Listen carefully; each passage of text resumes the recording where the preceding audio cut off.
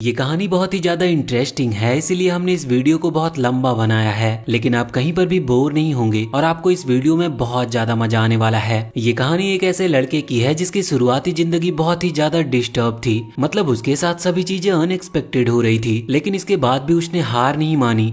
असल में जिस आदमी ने उसे पाला वो उसे एक निंजा बनाना चाहता था। अब वो लड़का गाबीमारू निंजा तो बना, लेकिन वो एक ऐसा निंजा बना जिसकी बॉडी पूरी तरह से इमोर्टल थी। उसकी बॉडी को ना ही चोट लग सकती थी और ना ही उसे मारा जा सकता था। मगर हम धीरे धीरे उसकी पूरी स्टोरी जानेंगे, तो इसीलिए वीडियो को बिल्कुल एंड तक देखना। अब कहानी को बिल्कुल शुरू से शुरू करते हैं। तो गाबीमारू के बचपन में ही वो जिस क्लेन का था, उस क्लेन के ऑनर ने उसके पेरेंट्स को खत्म कर दिया और ये सब उसके सामने हो रहा था। लेकिन तब वो सिर्फ एक मात्र छोटा सा बच्चा था। फिर इसके बाद उस क्लेन का ऑनर गाबीमारू को बहुत ही ज्यादा हार्ड ट्रेनिंग करवाता है और इस ट्रेनिंग के बाद अब वो बहुत ही ज्यादा पावरफुल हो चुका था। वो जो ऑनर था वो बस यही चाहता था कि गाबीमारू एक ऐसा निंजा बन पाए जो कि उसके कहने पर किसी को भी खत्म कर दे। और देखते ही देखते वक्त बहुत ही जल्दी आगे बढ़ जाता है और गाबीमारू अब एक ऐसा ही पावरफुल निंजा बन चुका था। क्लेन का ऑनर उससे बहुत ही ज्यादा इम्प्रेस था, यहाँ तक कि उसने अपनी बेटी की शादी भी उसके साथ करा दी थी। असल में वो ऐसा इसीलिए कर रहा था जिससे कि वो गाबीमारू को कंट्रोल कर सके। उसकी जो बेटी थी वो बहुत ही ज्यादा सीधी थी, इस वजह से गाबीमारू को वो बिल्कुल भी पसंद नहीं थी, मगर वो बहुत अच्छी थी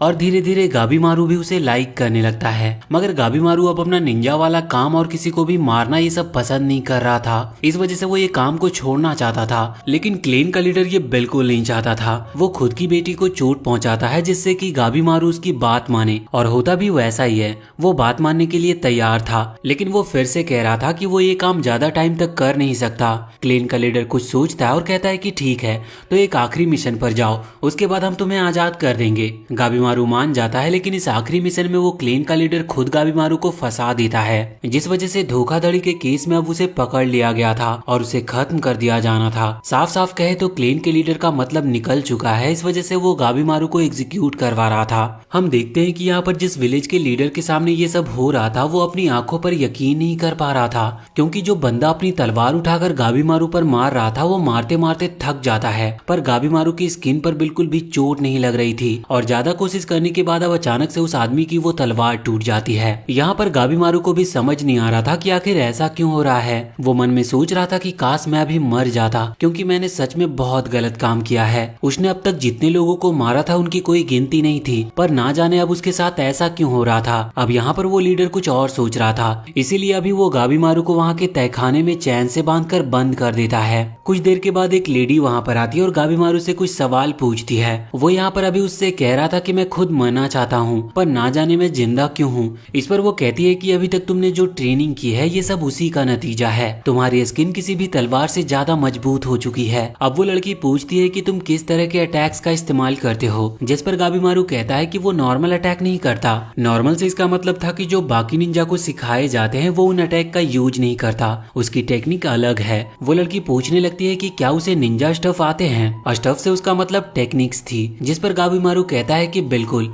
अब लड़की कहती है कि उसे वो टेक्निक देखनी है, पर इसके लिए वो साफ साफ मना कर देता है। अब अगला दिन होता है और हम देखते हैं कि अब जो लीडर था वो इस वक्त गाबीमारू को आग में जलाना सही समझता है। वो उसे बांध देते हैं और उसके पास आग जला देते हैं। गाबीमारू की पूरी बॉडी के आसपास आग लगी थी, लेकिन उसकी आंखें खोले हुए अभी भी उस लीडर को ही देख रही थी, जिस वजह से वो लीडर डर रहा था, पर उसे समझ नहीं आता कि आखिर गाबीमारू को कुछ हो क्यों नहीं रहा। इसीलिए वो फिर से उसे चेन से बांध देते हैं और किसी दूसरे आइडिया को सोचने में लग जाते हैं। गाबीमारू अब जब यहाँ पर बंधा हुआ था तो उसके पास वही लड़की आकर बैठ जाती है और वहाँ पर गाबीमारू उससे कहता है कि वो तो बस मरना चाहता है, लेकिन इस पर वो कहती है कि उसे इससे कोई लेना देना नहीं, उसे बस यहाँ पर गाबीमारू से थोड़ी जानकारी निकलवानी है और इसी वजह से वो उससे थोड़ी पूछताछ कर रही है। यहाँ पर वो कहती है कि उसे उसकी लाइफ के बारे में थोड़ा जानना है, जिस पर गाबीमारू कहता है कि उसकी लाइफ बिल्कुल भी इंटरेस्टिंग नहीं रही है, इस वजह से उसे इस बारे में जानने में कोई मजा नहीं आएगा। लेकिन वो लड़की कहती है कि वो ये काम मजे के लिए नहीं कर रही, उसे बस इन्फॉर्मेशन चाहिए। अब इसके लिए गाबीमारू मान जाता है। वो बताता है कि उसने अपने पेरेंट्स को अभी तक नहीं देखा है।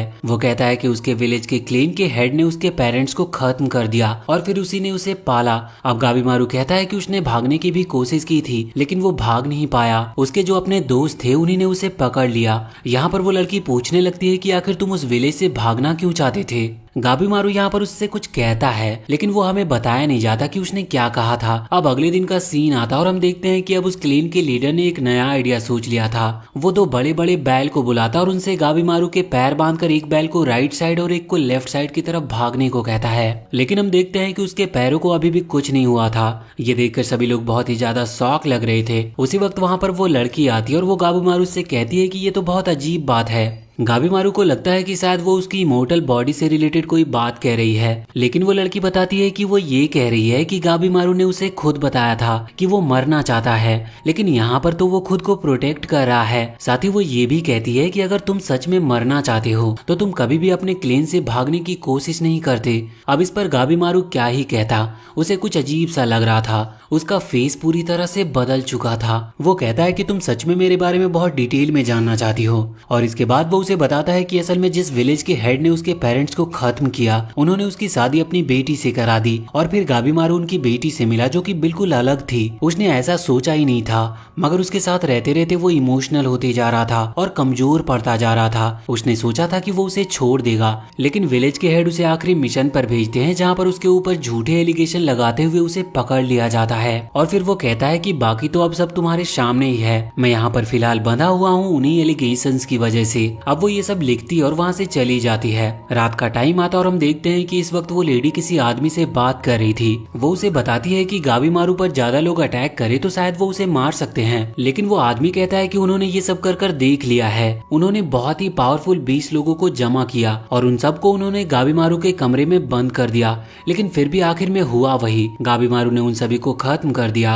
ये सुनकर अब वो लड़की भी बहुत हैरान थी। वो कहती है कि ठीक है, कल अब वही ये काम करेगी। दूसरी तरफ हम गाबीमारू को देखते हैं। वो मन में सोच रहा था कि आखिर वो मर क्यों नहीं पा रहा, जबकि वो भी यही चाहता है। तो अब वो फैसला करता है कि अब से कुछ भी हो जाए वो बिल्कुल भी रिएक्ट नहीं करेगा और खुद को चोट पहुंचाने देगा। अगले दिन उसे गर्म तेल में डाल दिया जाता, लेकिन उस चीज से भी उसे कुछ नहीं हो रहा था। ये देखकर वो खुद भी बहुत ज्यादा शॉक था कि आखिर वो किस तरह का इंसान बन चुका है। लेकिन फिर बाद में उसे एक रूम में ले जाया जाता है जहाँ सामने वो लड़की थी और कुछ और भी निंजा लोग बैठे हुए थे। यहाँ पर अब हमें उस लड़की के बारे में थोड़ी सी चीजें जानने को मिलती है। उसका नाम है सागिरी और वो यामाडा क्लेन से है। असल में ये क्लेन तलवारबाजी के लिए माहिर है, जहाँ के लोगों को इस तरह से ट्रेन किया जाता है कि उनकी तलवार किसी भी चीज को बिल्कुल ब्रेड की तरह काट सकती है। अब यहाँ पर वो खुद गाबीमारू को खत्म करने वाली थी। वो उसके ऊपर हमला करती है और वो उसके ऊपर हमला करती है, लेकिन गाबीमारू को अचानक से लगता है कि जैसे उसकी गर्दन कट चुकी है। इस वजह से वो तुरंत ही वहाँ से हट जाता है। ये फीलिंग आज तक गाबीमारू को कभी भी नहीं आई थी और वो समझ नहीं पा रहा था कि आखिर वो बच क्यों रहा है। लेकिन फिर खुद सागिरी कहने लगती है कि वो जानती है कि गाबीमारू भी मरना नहीं चाहता। असल में वो ये सिर्फ बाहरी मन से चाहता है, उसका इंटरनल मन ये नहीं चाहता, क्योंकि वो अपनी वाइफ को पसंद करता है। और भले ही वो उससे भागने की कोशिश कर रहा था, लेकिन वो भी यही चाहता है कि वो ये सब छोड़कर उसके साथ रह सके। गाबीमारू को अंदर ही अंदर पता था कि ये बात सच है। अब अचानक से वो लड़की अटैक करना रोक कर गाबीमारू को एक पेपर दिखाती है और कहती है कि शायद तुम्हें इस बारे में नहीं पता होगा, पर किसी को हेल्प चाहिए और हेल्प के तौर पर वो सभी लोगों को, जिन जिन लोगों को वो चुन रहा है, उन्हें एक जगह पर भेज रहा है। उस जगह का नाम है पैराडाइज ऑफ अर्थ। वो कहती है कि अगर वो उसका काम कर दे तो वो उसे आजाद करवा देगी, फिर गाबीमारू जैसे चाहे अपनी जिंदगी गुजार सकता है। साथ ही उसके ऊपर से सारे चार्जेस भी हटा दिए जाएंगे और कोई भी क्लेम, चाहे वो कोई भी क्यों ना हो, वो गाबीमारू का कुछ भी नहीं कर सकते, क्योंकि ये जो काम है ये बहुत ही पावरफुल पर्सन का है। असल में जो पैराडाइज ऑफ अर्थ है वहाँ पर एक लाइफ ऑफ पोशन मिलता है। वहाँ पर एक चीज मिलती है, उसे लोग एलिक्सर ऑफ लाइफ कहते हैं और वो कमाल की चीज है। अगर कोई उस लिक्विड को पी लेता है तो फिर वो एक तरह से अमर ही हो जाएगा। इस चीज के लिए उस आदमी ने और भी कई लोगों को अपने साथ अपने सोल्जर में भेजा था, लेकिन जितने भी वहाँ से लौट कर आए उनकी बॉडी से फ्लावर निकल रहे थे और वो मारे भी जा चुके थे। किसी को भी समझ में नहीं आया कि ये क्या है, लेकिन फिर भी उन्होंने हार नहीं मानी और वो अभी भी वहाँ पर अपने लोगों को भेजते रहते हैं, इसी उम्मीद की तलाश में कि कोई तो उस एलेक्सर ऑफ लाइफ को वहाँ से लेकर आ पाएगा। और इसीलिए अभी वो आदमी यहाँ पर अलग अलग जगहों से पावरफुल लोगों को बुला रहा है, जहाँ पर सागिरी कहती है कि तुम्हारा दूसरा काम ये रहेगा कि तुम वहाँ पर जितने भी आए हुए लोग हैं उनमें से उन लोगों को ढूंढोगे जो कि तुम्हारी तरह बहुत स्ट्रॉन्ग हो और उनमें भी जीने की चाह हो, जिसके लिए वो तुरंत ही हाँ कर देता है, क्योंकि उसे बस इस सब से अब आजाद होना था। यहाँ पर जो गाबीमारू का लीडर था वो कहता है कि वो गाबीमारू को यहाँ से जाने नहीं देगा, क्योंकि वो पहले ही उससे बहुत परेशान था और उसने ठान लिया था कि उसे गाबीमारू को खत्म करना है। यहाँ पर गाबीमारू सागिरी से पूछता है कि तुमने कहा था कि तुम मेरे निंजा टेक्निक को देखना चाहती हो, क्या तुम्हें सच में मेरी पावर देखनी है? तो इस पर वो हाँ करती है, जिसके बाद गाबीमारू अपनी एनर्जी एनर्जी को रिलीज करता है। उसका एनर्जी बहुत ही ज्यादा पावरफुल था और इस एनर्जी की वजह से वहाँ पर सारे लोग मारे जाते हैं और अभी सिर्फ क्लेन का लीडर बचा हुआ था। लेकिन अब वो इस हालत में नहीं था कि गाबीमारू को वो रोक पाए। गाबीमारू सागिरी से कहता है कि उसने उसे एक मौका दिया। अब गाबीमारू के पास एक होप है कि वो सबसे आजाद होकर फिर से अपनी लाइफ अपने वाइफ के साथ गुजार सकता है। इसके बाद हमें सागिरी की लाइफ के बारे में बताया जाता है। वो यामाडा क्लेन से है और उसके जो फादर थे वो उसी क्लेन के एग्जीक्यूटर थे। मतलब उनका काम था जिन लोगों ने जुर्म किया है उन लोगों को खत्म करने का। मगर उसके डैड कमाल के थे। उनकी तलवार की स्किल इस तरह से थी कि सामने वाला पर्सन ये जान ही नहीं पाता कि कब उसकी डेथ हो गई। इस वजह से उसे पेन का सामना ही नहीं करना पड़ता और सारे एग्जीक्यूशन उन्हें ही देने को कहा जाता था। सागिरी भी अपने फादर की तरह बनना चाहती थी। वो भी अपनी तलवारबाजी पर बहुत ज्यादा काम करती है। लेकिन अब तक उसने जितने भी लोगों को खत्म किया वो सभी पेन के साथ चीखे थे, जिस वजह से सागिरी के मन के अंदर एक डर भर गया था। यहाँ पर हमें उसके क्लेन का एक आदमी दिखाया जाता है जो कि उसे बताता है कि सागिरी के मन के अंदर अभी भी एक डाउट है जो उसे अपनी तलवार को सही तरह से यूज करने से रोक रहा है। साथ ही वो सागिरी से कहता है कि तुम अपनी तलवार की तरफ देखो। और जब वो अपनी तलवार पर देखती है तो उसे उन सभी लोगों के चेहरे दिख रहे थे जिन्हें उसने अब तक मारा था। अब उसके मन के अंदर एक डर पैदा हो गया था जिस वजह से वो हर किसी को खत्म करने में थोड़ी सी हिचकिचा रही थी। उसके मन में बस एक डाउट था लेकिन फिर भी वो हार नहीं मानती और वो यही करती है। अब इसके बाद फाइनली वो टाइम आ चुका था जब गाबीमारू को वहाँ उस आदमी के सामने ले जाना था जो कि उन्हें काम समझाएगा।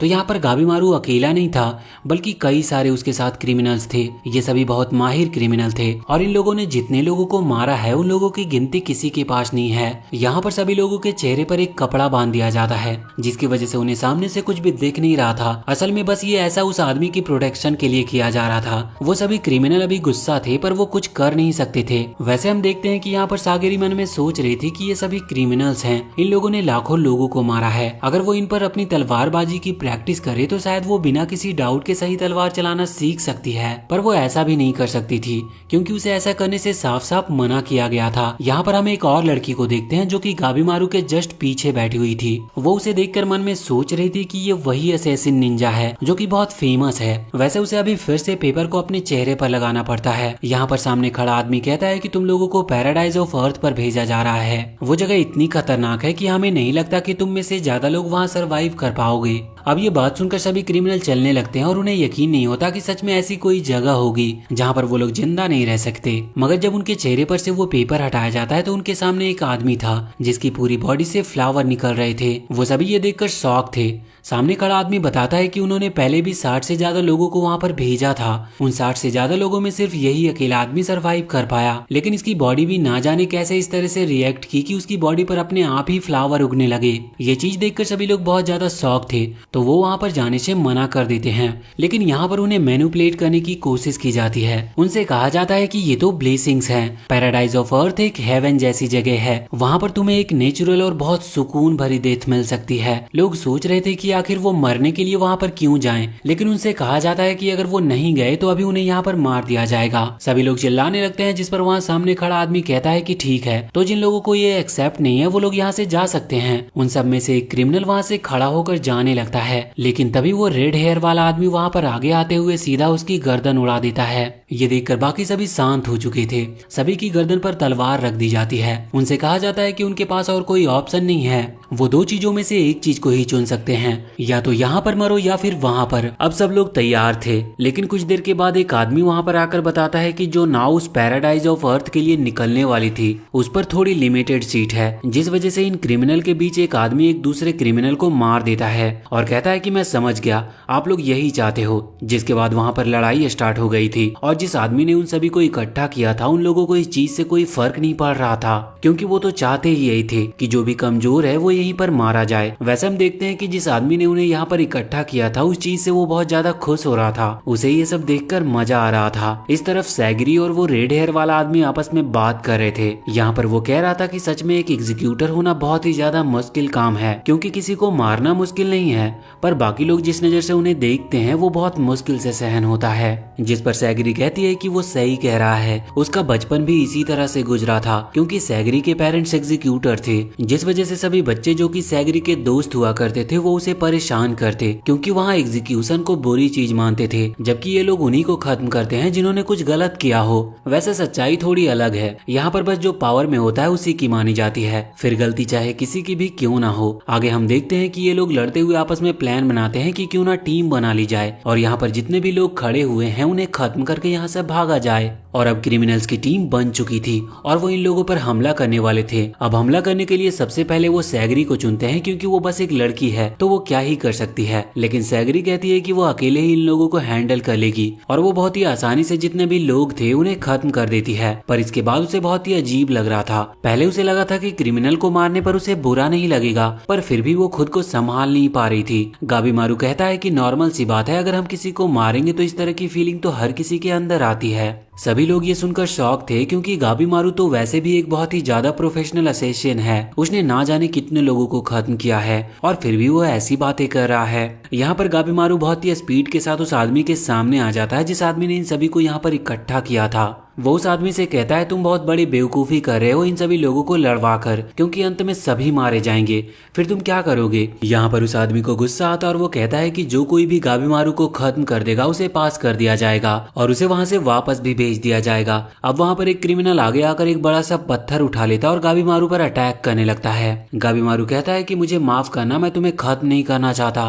लेकिन तुम लोग भी यही चाहते हो तो अब मैं कुछ भी नहीं कर सकता। और इसके बाद गाबीमारू उनसे लड़ना चालू कर देता है। सभी लोग उस पर हमला कर रहे थे, लेकिन वो बहुत ही स्पीड से उन सभी को खत्म करते जा रहा था। इस तरह से आधा दिन निकल जाता और वहाँ पर जितने भी लोग थे सारे के सारे मारे जाते हैं। गाबीमारू की पूरी बॉडी खून में लाल थी और नीचे उन सभी लोगों की पूरी लाशें पड़ी थी। अब जो वो आदमी था, उसके लोग और वो आदमी दोनों, बाकी सभी लोग बहुत ज्यादा शॉक लग रहे थे। वो कह रहे थे कि ये तो सच में एक राक्षस है। मगर यहाँ पर सैगरी समझ पा रही थी कि आखिर गाबीमारू को इन सभी को खत्म करने में कैसा लगता होगा, क्योंकि सैगरी ने ज्यादातर एग्जीक्यूशंस के दिन एक या दो, ज्यादा से ज्यादा 3 लोगों को खत्म किया होगा, जिसके बाद उसे ऐसी फीलिंग होती थी कि वो खुद को भी खत्म कर ले। लेकिन गाबीमारू इस काम में ना जाने कितने लोगों को मार चुका है। वो समझ गई थी कि गाबीमारू का बिहेवियर आखिर इस तरह का क्यों है, लेकिन वो इस चीज से एक चीज जरूर सीख गई थी कि उसे इन फीलिंग्स को रोकने की जरूरत नहीं है। अगर वो किसी को मारेगी तो उसे बुरा लगेगा, लेकिन बस उसे ये चीज एक्सेप्ट करने की जरूरत है। आगे हम देखते हैं कि अब तैयारी होती है पैराडाइज ऑफ अर्थ पर जाने की। गाबीमारू को तैयार कर लिया गया था और हमें पता चलता है कि असल में सभी लोग नहीं मरे हैं, क्योंकि जिन लोगों ने गाबीमारू पर हमला नहीं किया था उसने भी उस पर हमला नहीं किया, और ये सभी वही थे जो कि समझदार क्रिमिनल्स थे और बहुत ही ज्यादा पावरफुल भी थे। हमें पता चलता है कि यहाँ पर टोटल 10 लोगों को चुना गया है और 10 के साथ एक एक एग्जीक्यूटर जा रहा है और गाबीमारू के साथ इस वक्त सैगरी जा रही थी। उनकी सिर्फ कुछ ही टाइम में उस आयरलैंड के पास पहुंचती है। असल में उन्हें कुछ दिन बीत चुके थे। इस आइलैंड को देखकर गाबीमारू को अचानक से अपनी एक बहुत ही पुरानी मेमोरी याद आती है। असल में जिस आदमी ने उसके पेरेंट्स को खत्म किया था, यानी कि वो क्लीन मास्टर, उसके ऊपर एक बहुत ही ज्यादा खतरनाक अटैक हुआ था। उसकी पूरी बॉडी पर वेपन लग चुके थे, यहाँ तक कि तलवार उसकी बॉडी से आर पार हो चुकी थी, लेकिन वो फिर भी हंस रहा था और साथ ही साथ वो मरा नहीं था। गाबीमारू समझ चुका था कि शायद उसने भी किसी चीज को एब्जॉर्ब किया होगा या फिर पिया होगा, क्योंकि वो खुद भी कहता था कि उसे दूर समुद्र के दूसरे कोने से कुछ मिला था जिसने उसकी लाइफ बदल दी। गाबीमारू ये पूरी स्टोरी अभी सैगरी के साथ शेयर करता है, मगर सैगरी कहती है कि उसे एलेक्जर ऑफ लाइफ के बारे में ज्यादा कुछ पता नहीं है। अब यहाँ पर ये लोग उस आइलैंड के आगे बढ़ते हैं। गाबीमारू और सैगरी अभी साथ में जा रहे थे। गाबीमारू के यहाँ पर हाथ बंधे हुए थे, आसपास फ्लावर्स थे, लेकिन वो जानता था कि यहाँ पर बहुत ही ज्यादा खतरा है, इसीलिए वो ये बात सैगरी को समझाता है और कहता है कि उसके हाथ खोल दे। लेकिन सैगरी कहने लगती है कि नहीं, वो ऐसा नहीं करेगी, क्योंकि उसे यही कहा गया है कि सभी लोगों को बांध कर ले जाना है और देखना है कि वो रूल्स को फॉलो करे। अब गाबीमारू कहता है कि इतने ज्यादा खतरे में वो हाथ बांधकर कैसे चल सकता है, आखिर वो खुद को प्रोटेक्ट कैसे करेगा। लेकिन फिर सैगरी नहीं मानती, इस वजह से गाबीमारू चुपचाप आगे बढ़ता है। लेकिन फिर वो फिर से रुक गया था और कहने लगा था कि नहीं, वो इस तरह से नहीं चल सकता। वो बस अपने हाथ खींचता है, जिस वजह से उसकी रस्सी टूट जाती है। लेकिन सैगरी कहती है कि वो ऐसा नहीं कर सकता और वो फिर से उसे एक रस्सी देती है। गाबीमारू चिल्लाकर कहता है कि तुम ये क्या कर रही हो, तुम्हें पता है कि हमें सिर्फ 3 दिन का खाना दिया गया है, क्या सच में लगता है कि वो एलेक्जर ऑफ लाइफ हमें 3 दिन में मिल जाएगा। इस पर सैगरी कहने लगती है कि उसे कुछ भी नहीं पता, बस उसे जो कहा गया है वो वही करेगी और वो गाबीमारू की दोस्त या फिर टीम मेंबर नहीं है जो गाबीमारू इस तरह से बात कर रहा है। उसे बस यहाँ पर उसके ऊपर नजर रखने के लिए भेजा गया है। अब यहाँ पर गाबीमारू को समझ नहीं आता कि आखिर ये लोग चाहते क्या हैं। वो कहता है कि क्या सच में वो आदमी उस एलेक्जर ऑफ लाइफ को पाना चाहता है, लेकिन अब वो अपनी वाइफ के लिए गाबीमारू इस चीज को भी सहन करता है और खुद के हाथ खुद ही बांध लेता है। लेकिन अब तभी कहीं अचानक से एक बड़ी सी आयरन कैनन बॉल आकर गाबीमारू के फेस पर लगती है, जिसकी वजह से वो वहां से दूर गिर गया था। और जब सैगरी दूसरी तरफ देखती है तो वहां पर उन्हीं 10 क्रिमिनल्स में से एक क्रिमिनल था जिसका नाम कैन है। कैन के बारे में कहा जाता है कि उसने ना जाने कितने लोगों को मारा है, और वो भी सिर्फ उनके वेपन के लिए। वो सिर्फ अपने मजे के लिए लोगों पर अटैक करता था। अब वहां पर उसे इस तरह से देखकर सैगरी बहुत ज्यादा शॉक थी, लेकिन फिर वो देखती है कि ये कैन के साथ जिस एग्जीक्यूटर को भेजा गया था वो भी उसी के साथ था, लेकिन वो उसे रोक नहीं रहा था। गाबीमारू यहाँ पर बिल्कुल ठीक था, उसे वहां पर कुछ भी नहीं हुआ था। वो आगे जाकर सैगरी से कहता है कि तुमने कहा था कि सभी को अपने हाथ बांध कर रखने हैं, फिर इसने अपने हाथ को क्यों खोल रखे हैं। सैगरी जब ये बात उस एग्जीक्यूटर से पूछती है तो वो बताता है कि ये सब बेवकूफी है, इस तरह की खतरनाक जगह पर हाथ बांधकर कौन घूम सकता है। यहाँ पर गाबीमारू भी उसकी बात से एग्री कर रहा था। अब वो एग्जीक्यूटर कहता है कि तुम हर किसी की बात मान जाती हो, तुम्हें इस जगह पर आना ही नहीं चाहिए था, क्योंकि यहाँ पर सबसे ज्यादा खतरा तुम्ही को है। वैसे सैगरी यहाँ पर पूछती है कि आखिर वो दोनों उस एलेक्जर को ढूंढने की वजह यहाँ पर आकर इन पर अटैक क्यों कर रहे हैं। तो इस पर वो एग्जीक्यूटर बताता है कि उसने सोचा कि क्यों ना उस एलेक्जर के पीछे जाने से पहले वो बाकी क्रिमिनल को खत्म कर दे, और कैन इसीलिए ये करना चाहता था क्योंकि उसे तो सबके वेपन चाहिए, उसे वेपन कलेक्ट करने का शौक है। अब हम देखते हैं कि यहाँ पर वो गाबीमारू पर अटैक करना स्टार्ट कर देता है। उसकी जो पावरफुल वेपन्स थे उनमें से उसने एक वेपन को चुन लिया था, लेकिन जैसे ही वो वेपन गाबीमारू से लगता है तो वो बुरी तरह से टूट जाता है। लेकिन तुरंत ही कैन अपना दूसरा वेपन निकालता है, मगर उसका भी यही हाल होता है। यहाँ पर सैगरी गाबीमारू से कहती है कि भले ही वो अपने रूल फॉलो ना कर रहा हो, लेकिन तुम्हें अपने रूल फॉलो करने होंगे। और फिर वो गाबीमारू से हाथ बांधने के लिए कहती है। उसकी बात मानकर वो अपने हाथ बांध लेता है। यहाँ पर हम देखते हैं कि कैन अपने और भी कई सारे अटैक गाबीमारू के ऊपर करता है, लेकिन उसका कोई भी अटैक उसका कुछ भी बिगाड़ नहीं पा रहे थे। और अब गाबीमारू की बारी आती है। जब कैन उस पर अपने स्पीयर से अटैक कर रहा था तो गाबीमारू उसके अटैक को रोकता है, और इस वजह से जो कैन के सभी वेपन्स थे वो वहां हवा में गिर चुके थे। यहाँ पर गाबीमारू ने बस उसे थोड़ा सा धक्का ही दिया था, लेकिन सैगरी इस चीज से शॉक थी कि गाबीमारू ने एक ही अटैक में कैन को हरा दिया, क्योंकि इससे पहले अभी तक किसी ने कैन को हरा नहीं पाया था। लेकिन हम देखते हैं कि कैन अभी तक मरा नहीं था। वो खड़ा होता और फिर से गाबीमारू पर हमला करने लगता है, पर यहाँ पर गाबीमारू भी आगे बढ़ता और उस पर उसी के वेपन से अटैक करके उसे सच में इस बार मार देता है। और यहाँ पर कैन के साथ आया हुआ जो एग्जीक्यूटर था वो कैन की गर्दन निकाल लेता है, क्योंकि असल में उसे वापस लौटकर उन लोगों को वो दिखानी थी और बताना था कि हाँ सच में वो जिसके साथ गया था वो मारा जा चुका है। यहाँ पर वो थोड़ा खुश भी लग रहा था। वो कह रहा था कि चलो अच्छा हुआ, मैं यहाँ से जल्दी वापस चला जाऊंगा। ये चीज सैगरी को समझ नहीं आ रही थी, तो वो उसे बताता है कि यहाँ पर बहुत ही ज्यादा खतरा है, और असली खतरा तो उन्हें इन क्रिमिनल से भी है, क्योंकि कई सारे क्रिमिनल अपने एग्जीक्यूटर को मार चुके हैं। भले ही एग्जीक्यूटर कितना ही पावरफुल क्यों ना हो, लेकिन उन्होंने इस तरह की टेक्निक का यूज किया कि एग्जीक्यूटर भी कुछ कर नहीं पाए। कईयों ने तो सिर्फ स्ट्रेंथ के बल पर ही उन्हें हरा दिया, और कईयों ने कुछ गलत तरीके भी यूज किए। और यहाँ पर वो कह रहा था कि अभी तो फिर भी सिचुएशन ठीक है, कुछ टाइम बाद सिचुएशन और भी बिगड़ने वाली है, क्योंकि सभी क्रिमिनल्स वहाँ इस आइलैंड पर अंदर की तरफ बढ़ रहे हैं। जब वो सभी मिलेंगे तो ना जाने क्या होगा। वैसे इसके बाद अब वो वहाँ से चला जाता है। यहाँ पर सैगरी सोच रही थी कि उसे गाबीमारू से ना जाने खतरा है या नहीं, क्योंकि अभी तक वो समझ नहीं पाई थी कि गाबीमारू के दिमाग में चल क्या रहा है। लेकिन इतने में ही गाबीमारू उस पर हमला कर देता है। ये देखकर सैगरी शॉक थी और वो समझ चुकी थी कि यही गाबीमारू का असली नेचर है। हम देखते हैं कि यहाँ पर उन दोनों के बीच में फाइट स्टार्ट हो जाती है, लेकिन सैगरी यहाँ पर अभी भी गाबीमारू पर सच में अटैक करने से घबरा रही थी। वैसे ऐसा उसके साथ हर किसी से फाइट करते वक्त होता था, मगर हम नोटिस करते हैं कि यही सेम चीज वहाँ पर गाबीमारू भी महसूस कर रहा था। उसे मौका मिल रहा था, लेकिन फिर भी वो ना जाने क्यों अपने अटैक्स को रोकते जा रहा था, जबकि सैगरी को हराना उसके लिए कोई मुश्किल बात नहीं थी। हम देखते हैं कि यहाँ पर गाबीमारू को वही अजीब फीलिंग आ रही थी जो कि उसे अपनी वाइफ के साथ आती थी, और इसी वजह से वो उसे छोड़ना चाहता था, क्योंकि वो कमजोर नहीं पड़ना चाहता। वो यहाँ पर अपना हमला करना स्टार्ट रखता है। उसे अपने क्लेन लीडर की बात याद आती है जिसने उसे ट्रेन किया था कि वो किसी को भी खत्म कर सकता है। वो सोचता है कि मुझे फिर से ताकतवर बनना होगा, और अब वो बिना कुछ देखे अटैक करते जा रहा था। और इसी दौरान सामने सैगरी की तलवार टूट जाती है।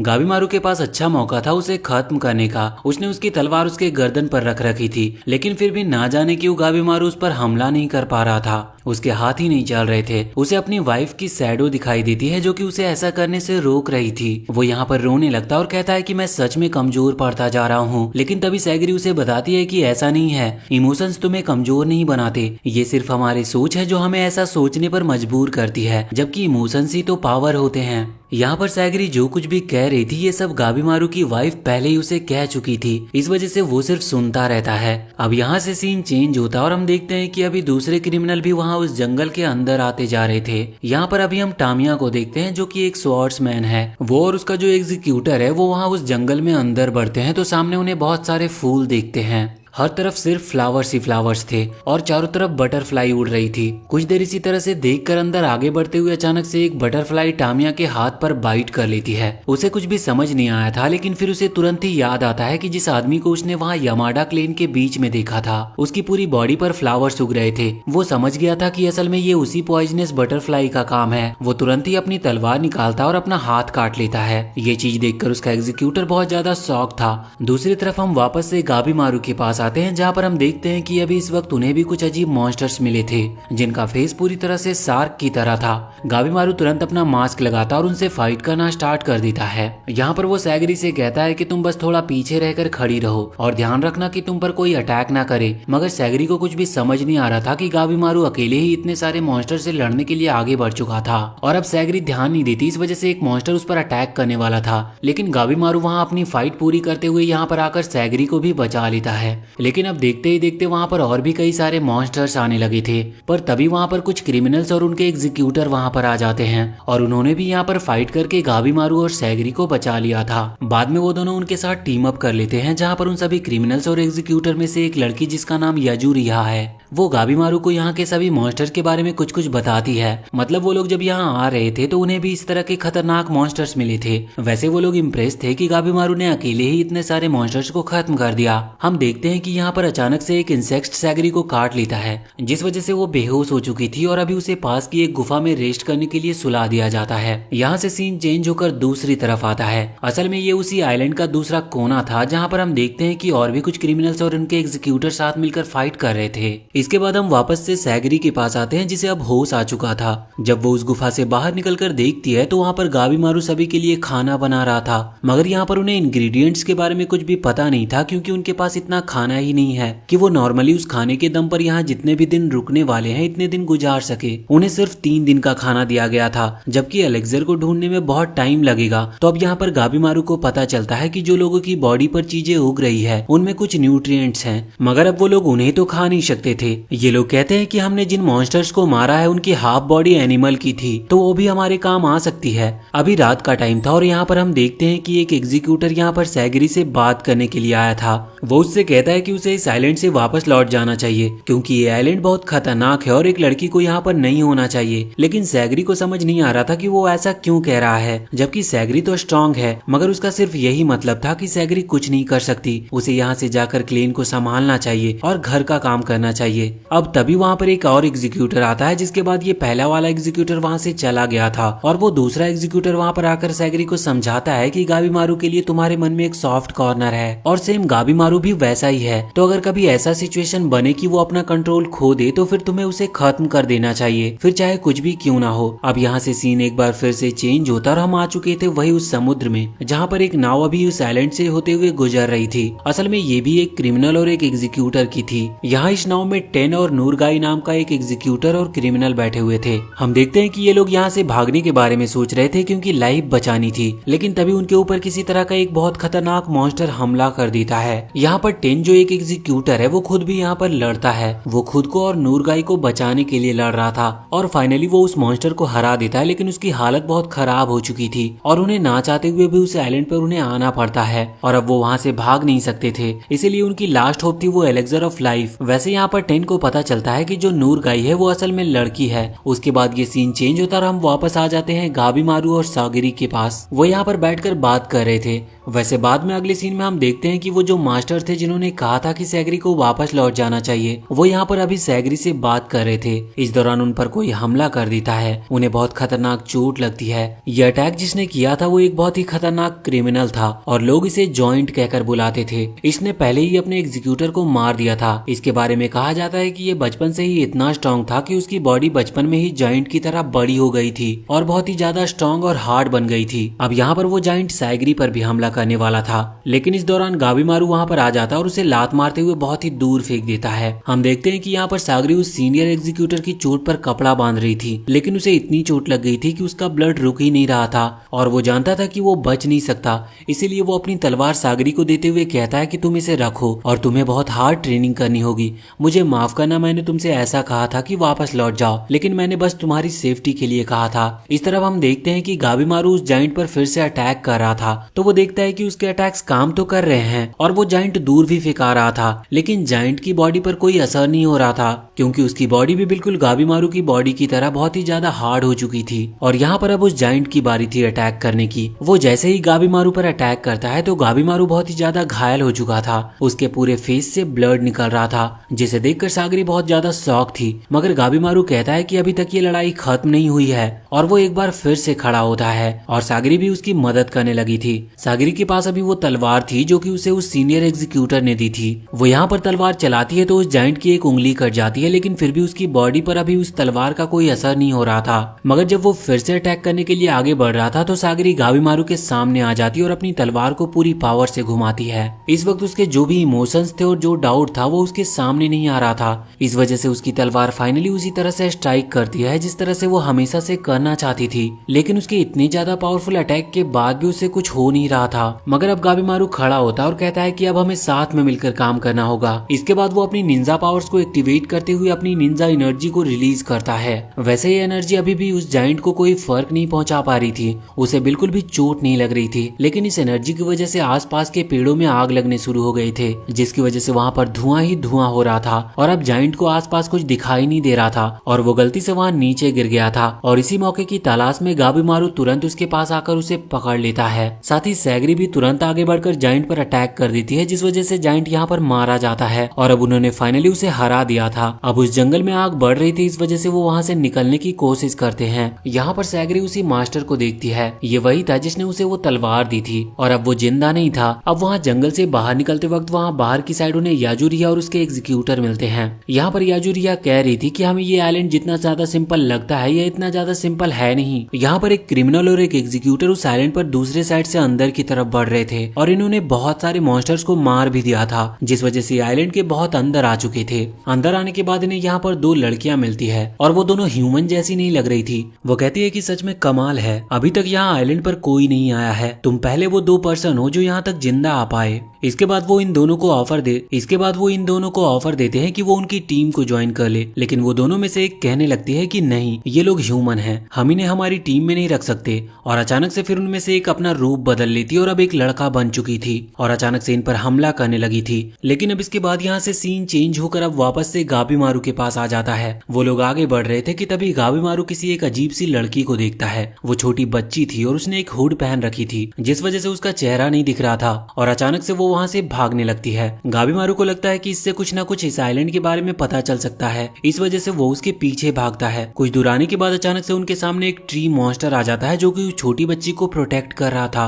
मगर गाबीमारू यहाँ पर यूजिरिया और उसके एग्जीक्यूटर को आगे करते हुए उस ट्री मॉन्स्टर को उनसे लड़ने के लिए छोड़ देता है और खुद सैगरी के साथ उस छोटी बच्ची की तरफ भागता है। कुछ देर के बाद वो छोटी बच्ची को पकड़ने वाला था, तब वो देखता है कि उस छोटी बच्ची के पास बहुत ज्यादा स्ट्रेंथ है और साथ ही जब वो रोने लगती है तो अचानक से वहाँ आसपास के सभी ट्रीज की वाइन्स आकर गाबीमारू पर अटैक करने लगती है। वैसे गाबीमारू उसे पकड़े हुए था, लेकिन सागरी ये देखते हुए उसे मना करती है और कहती है कि उसे छोड़ दो। अब यहाँ पर सागरी आगे आते हुए उस छोटी बच्ची से बहुत ही ज्यादा फ्रेंडली तरीके से बात करती है, बिल्कुल एक मदर की तरह, जिसके बाद वो छोटी बच्ची बिल्कुल चुप हो गई थी। वैसे वो यहाँ पर सो चुकी थी। हम देखते हैं कि अब यूजिरिया और उसका एग्जीक्यूटर वहाँ पर आते हैं और वो बताते हैं कि वो ऑलरेडी उस ट्री मॉन्स्टर को हरा चुके हैं। मगर अचानक से वो ट्री मॉन्स्टर बात करने लगता है और वो कहता है कि बस वो लोग उस छोटी सी बच्ची को छोड़ दे, इसके बदले वो उन्हें खाने के लिए जितना मर्जी उतना सामान दे सकता है और साथ ही साथ उस एलिक्सर ऑफ लाइफ की इन्फॉर्मेशन भी दे सकता है। ये सुनने के बाद ये सभी लोग बहुत ही ज्यादा शॉक थे, मगर यहाँ पर यूजिरिया को उसकी बात पर यकीन नहीं था। वो थोड़ा सोचकर कहती है कि हमारे पास खाने के लिए पहले ही बहुत सारी चीजें हैं और हम तुम पर यकीन कैसे कर ले।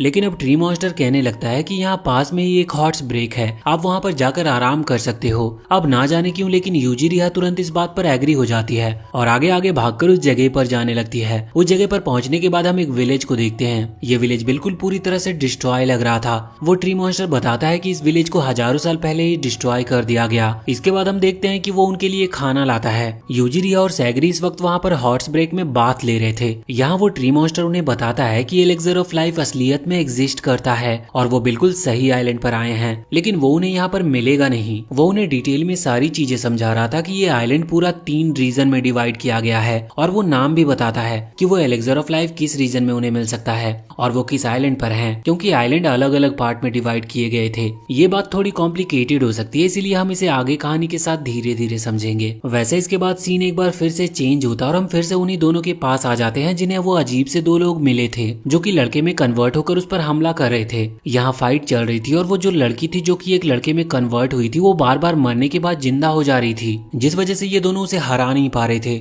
लास्ट में उसकी जीत होती है और वो इन दोनों को एक बड़े से गड्ढे में फेंक देते हैं। यहाँ उनकी बॉडी से फ्लावर निकलने वाले थे लेकिन उनकी जान बच चुकी थी। दूसरी तरफ यहाँ अभी वो ट्री क्रिएचर गाबीमारू और बाकी सभी को उस एलेक्सर ऑफ लाइफ के बारे में बाकी डिटेल बता रहा था और वो ये भी बताता है कि उसका नाम डोरू है और वो छोटी बच्ची का नाम मे है। वैसे इसके बाद हम देखते हैं कि वहाँ पर टेंजो और नूर गाई जो कि असल में एक लड़की है लेकिन वो लड़के जैसे लगती है, तो वो दोनों इस वक्त उस आइलैंड की तरफ आगे बढ़ने वाले थे। असल में वो इस बात को लेकर श्योर नहीं थे कि उन्हें आगे बढ़ना चाहिए कि नहीं, वो बस ये डिस्कस कर रहे थे कि तभी उन्हें अचानक से पीछे की तरफ कुछ कोई महसूस होता है। जैसे ही वो पीछे मुड़कर देखते हैं तो वहाँ पर एक लड़का खड़ा हुआ था, लेकिन ना जाने वो कहाँ से आया था, क्योंकि आइलैंड की तरफ तो अभी वो देख ही रहे थे और वहाँ से कोई आ नहीं रहा था और पीछे तो समुद्र था और इसीलिए उन्हें ये चीज समझ नहीं आती कि वो लड़का कहाँ से आया। वैसे अभी हमें कुछ टाइम पहले टेंजो का पास्ट दिखाया जाता है। असल में जब वो छोटा बच्चा था तो उसके पेरेंट उसका बिल्कुल भी ख्याल नहीं रखते थे, यहाँ तक कि वो उसे पालना भी नहीं चाहते थे। वो बस चाहते थे कि टेंजो या तो मर जाए या फिर उसे कोई ले जाए। उसका बचपन इसी तरह से गुजर रहा था। उसे खाने के लिए कभी पूरा सामान नहीं मिला और इसी वजह से जब उसे भूख लगती तो उसने चोरी करना स्टार्ट कर दिया था। हालांकि एक बात थी कि वो हमेशा चोरी नहीं करता था, जब उसे भूख लगती और भूख से सहन नहीं होती तभी वो चोरी करने जाता। एक दिन उसकी कुछ बुरे लोगों से मुलाकात होती है। टेंजो को वो बिल्कुल भी पसंद नहीं आते। वो उन्हें सबक सिखाता और उन्हें पीटने लगता है। वो तीनों को देखकर लग रहा था कि वो बहुत स्ट्रांग है, लेकिन टेंजो ने उन तीनों को ही हरा दिया था। तभी एक आदमी वहाँ पर आता है जो कि टेंजो के सामने तलवार कर देता है। इसके बाद से वापस से हम करंट टाइम में आ जाते हैं, जहाँ की वो लड़का इस वक्त इन्हीं की तरफ देख रहा था। इन लोगों को कुछ भी समझ नहीं आता। ये पूछते हैं कि आखिर तुम हो कौन। वो लड़का कुछ सही से जवाब नहीं दे रहा था। अब हम देखते हैं कि उसका चेहरा बदल रहा था और ये भी उन्हीं में से एक था जो कि वहाँ उन दोनों क्रिमिनल और एग्जीक्यूटर को मिले थे। ये भी अपना रूप बदल सकता था और इसकी भी बॉडी उन्हीं की तरह थी। ये कहता है कि हम तुम लोगों को हमारे आइलैंड पर आने नहीं देंगे क्योंकि हम कोई प्रॉब्लम खड़ी नहीं करना चाहते। इसके बाद ये सीधा ही अटैक करने के लिए आगे बढ़ता है। टेंजो इसके अटैक के लिए तैयार नहीं था, इस वजह से वो वहाँ से दूर फेंकाकर सीधा एक पेड़ से टकराता है। टेंजो और नूरगाई दोनों ही समझ चुके थे कि ये जो भी है इसके पास बहुत ही ज्यादा स्ट्रेंथ है, इस वजह से इन्हें उसके अटैक से बचकर रहना होगा। अभी वो लड़का नूरगाई पर अटैक कर रहा था, लेकिन नूरगाई बहुत ही स्पीड के साथ उसके अटैक को डॉज कर लेता है। पर वो लड़का फिर से आगे बढ़ता है, मगर तभी अचानक से टेंजो पूरी स्पीड के साथ आगे आते हुए उस लड़के की दोनों आंखों पर तलवार चला देता है। अब उसे कुछ दिख नहीं रहा था, लेकिन अचानक से उसकी आंखें फिर से रिकवर होने लगती है और यही सेम चीज वहाँ उन दोनों लड़कों के साथ भी हो रहे थे। अब टेंजो और नूरगाई सतर्क हो चुके थे, पर उन्हें पता नहीं था कि इससे लड़ना कैसे है। इस वजह से वो डिसाइड करते हैं कि बस उन्हें यहाँ से निकलना होगा। यहाँ पर टेंजो नूरगाई से कहता है कि तुम कुछ मत करना, बस सीधा आइलैंड की तरफ भागना। और अब टेंजो बहुत ही ज्यादा स्पीड के साथ आगे बढ़ता और उस लड़के पर अटैक करके उसकी बॉडी पार्ट्स को कट कर देता है और इसके बाद ये दोनों यहाँ से भागते हैं। बॉडी पार्ट फिर से रिकवर कर रहे थे और वो लड़का फिर से इनके पीछे आने लगा था। टेंजो बार बार यही चीज कर रहा था, लेकिन उस लड़के की स्पीड भी इतनी तेज थी कि वो इनकी बराबरी से भाग रहा था। तभी अचानक से एक वेपन वहाँ पर आता है जो कि उस लड़के की गर्दन को कट कर देती है। वो फिर से रिकवर हो जाएगी, लेकिन हम देखते हैं कि ये अटैक असल में टेंजो के मास्टर सैन ने किया था। वैसे वो ब्लाइंड है, लेकिन फिर भी उनका निशाना कभी नहीं चुकता। अब हम देखते हैं कि वो वहाँ से बहुत ही स्पीड के साथ भाग रहे थे, यहाँ तक कि हम देखते हैं कि मास्टर सैन भी इस वक्त बहुत ही तेजी से भाग रहे होते हैं। नूरगाई ये देखकर शॉक थी। वो इस बारे में टेंजो से पूछती है तो टेंजो बताता है कि असल में उसके जो मास्टर हैं वो देख नहीं सकते, लेकिन चीजों को महसूस कर सकते हैं और साथ ही वो स्मेल के थ्रू भी चीजों का पता लगा सकते हैं। इस वजह से उन्हें बिना कुछ दिखाई दिए भी सब कुछ दिखाई देता है। अब यहाँ से वो तीनों ही कुछ दूर पहुंच चुके थे, जहाँ पर पहुंचने के बाद टेंजो नूरगाई को अपने मास्टर से अच्छी तरह से इंट्रोड्यूस कराता है, जहाँ पर उसके मास्टर सैन कहने लगते हैं कि तुम्हें थोड़ा ध्यान देना चाहिए। तुम उस लड़के से फाइट कर रहे थे, लेकिन मुझे तुम्हारी फाइट तकनीक बिल्कुल भी पसंद नहीं आई, इस वजह से फिर मैं बीच में आया। अगली बार तुम्हारी जब फाइट होगी तो तुम्हें थोड़ा देख कर फाइट करनी है। यहाँ पर नूरगाई ये देखकर शौक थी। वो मन में सोच रही थी कि इस तरह के खतरनाक आइलैंड जहाँ पर उन्हें ये भी नहीं पता कि वो लोग 10 मिनट से ज्यादा भी सरवाइव कर पाएंगे कि नहीं, वहाँ पर ये लोग आपस में एक दूसरे को इंस्ट्रक्शन दे रहे थे और मास्टर सैन यहाँ पर टेंजो को सिखा रहे थे। अब यहाँ पर टेंजो उनसे पूछता है कि आप यहाँ पर क्या कर रहे हो और आपके साथ जो क्रिमिनल था वो कहाँ पर है। इस पर मास्टर सैन कुछ डिटेल में बताते हुए कहते हैं कि उनके साथ जो लड़की थी उसने उन्हें धोखा दिया, इस वजह से उन्होंने उसे खत्म कर दिया और वो अभी आइलैंड से वापस जा रहे थे, लेकिन वहाँ पर उन्हें इस आइलैंड पर कई सारे अजीब मॉन्स्टर्स के होने का पता चला, जिस वजह से वो अपने साथियों को लेने के लिए यहाँ पर वापस लौट कर आए हैं। अब जब तक वो ये सब बता रहे थे उसी वक्त वहाँ पर वही लड़का आ जाता है। मास्टर सैन यहाँ पर नूरगाई और टेंजो को बचा लेते हैं, लेकिन अब उस लड़की ने यहाँ पर मास्टर सैन की गर्दन पर अटैक कर दिया था, जिस वजह से उन्हें बहुत ही ज्यादा खतरनाक चोटें आई थी। टेंजो इस वक्त उस लड़के से फाइट कर रहा था, लेकिन वो लड़का इस वक्त इतना ज्यादा फास्ट हो चुका था कि वो टेंजो के हर अटैक को डॉज कर रहा था। वो बताता है कि उसने टेंजो की स्पीड को कैलकुलेट कर लिया है और अब वो उसे मार नहीं सकता और अब वो लड़का टेंजो पर हमला करता है, जिसकी वजह से टेंजो की बॉडी पर बहुत ही ज्यादा खतरनाक चोट आ चुकी थी। अब अचानक से यहाँ से हमें टेंजो का पास्ट का सीन दिखाया जाता है। अभी हम देखते हैं कि असल में जिस आदमी ने गाबीमारू को वहाँ तलवार दिखाई थी वो कोई और नहीं बल्कि मास्टर सेन थे। उन्होंने उसे अपना स्टूडेंट बना लिया था और उसे ट्रेनिंग दे रहे थे। वो और भी कई सारे स्टूडेंट्स को ट्रेनिंग देते थे। यहाँ पर टेंजो पूछता है कि आखिर उन्होंने उसे क्यों चुना। इस पर वो बताते हैं कि उन्हें उसके अंदर पोटेंशियल दिखा था और कुछ करने की चाहत दिखी थी और वो कहते हैं कि तुम ज्यादा मत सोचो, फ्यूचर में ये बात तुम खुद समझ जाओगे। लेकिन यहाँ पर टेंजो की स्किल बहुत ही ज्यादा खराब थी। वो ना ही तलवारबाजी में अच्छा था और ना ही उसे और किसी तरह के अटैक्स आते थे। यहाँ पर टेंजो कहता है कि वो ये चीज नहीं कर सकता। वैसे मास्टर सैन उसे समझाते हैं कि नहीं, तुम यहाँ से नहीं जा सकते, तुम्हें ट्रेनिंग करनी होगी। अगर तुम डिसिप्लिन के साथ ट्रेनिंग करते हो तो तुम स्ट्रांग बन सकते हो। लेकिन इस चीज पर टेंजो कहता है कि नहीं, वो ऐसा नहीं करना चाहता, वो बस अपनी लाइफ नॉर्मल गुजारना चाहता है। अब मास्टर सैन कहते हैं कि अगर तुम सच में ऐसा चाहते हो तो ठीक है, लेकिन इससे पहले तुम्हें मुझे खत्म करना होगा। ये बात टेंजो को समझ में नहीं आती। अब वो वहाँ से बाहर आ जाता और ये डिसाइड नहीं कर पा रहा था कि मास्टर सॉन ये क्या कह रहे हैं। बाहर आकर वो उसी रेड हेयर वाले आदमी से मिलता है, जहाँ पर उसे वो ये सब बातें बताता है कि मास्टर सैन ने उससे ऐसा सब कुछ कहा। अब यहाँ पर वो रेड हेयर वाला आदमी कहने लगता है कि अच्छा तो तुमसे भी ऐसा ही कहा गया है। इसके बाद अब वो टेंजो को एक ग्रेवयार्ड के पास ले आता है, जहाँ पर वो उसे एक लड़के की ग्रेव दिखाता है। वो बताता है कि ये ग्रेव मास्टर सैन के एक स्टूडेंट का है और उसे खुद मास्टर सैन ने खत्म किया था। असल में इस स्टूडेंट ने कहा था कि इसे मास्टर सैन से नहीं सीखना, जिसके बाद मास्टर सैन मान गए और उन्होंने उसे जाने दिया। लेकिन फिर ये लड़का पकड़ा गया, जिस वजह से मास्टर सैन को खुद ही ऑर्डर दिया गया था कि उन्हें इस लड़के को खत्म करना है।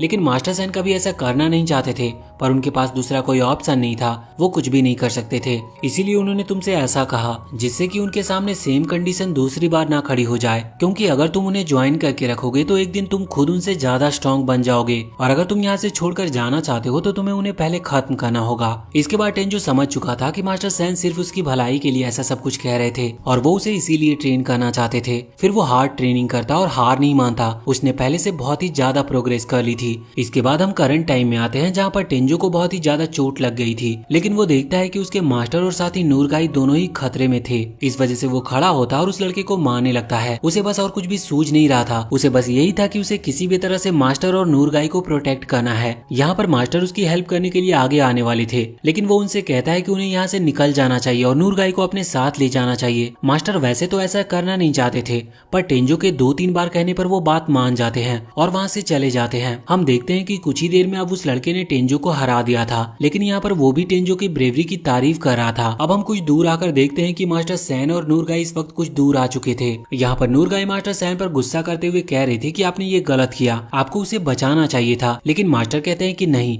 उसने अपनी लाइफ दी थी जिससे कि हम लोग बच सके, और अगर मैं वहाँ पर रुकता तो हम दोनों भी मारे जाते। मैं भी ये नहीं चाहता था कि उसके साथ ऐसा हो, पर मैं तुमसे वादा करता हूँ कि कुछ दिनों के बाद उससे इस चीज का बदला लेकर रहूंगा। वैसे वो ऊपर से बहुत ही हार्ड दिख रहे थे, लेकिन अंदर ही अंदर उन्हें बस टेंजो की वो पास्ट का सीन दिखाई दे रहा था। वो कभी भी उसे वहाँ पर छोड़कर यहाँ भागना नहीं चाहते थे, लेकिन टेंजो की वजह से उन्हें ऐसा करना पड़ा। अब इसके बाद यहाँ पर हम गाबीमारू और बाकी सभी के पास आते हैं। यहाँ पर हम देखते हैं कि सभी लोग अभी उस ट्री मॉन्स्टर से इन्फॉर्मेशन कलेक्ट कर रहे थे। इन्फॉर्मेशन इतनी ज्यादा हो चुकी थी कि उन लोगों के सर दुख रहे थे, इसीलिए वो फैसला करते हैं कि बाकी की इन्फॉर्मेशन वो कल लेंगे। यहाँ पर सभी सो रहे थे और गाबीमारू की ड्यूटी थी बाहर खड़े होकर गार्ड करने की। जिससे कि कोई मॉन्स्टर वहां पर अटैक ना कर दे।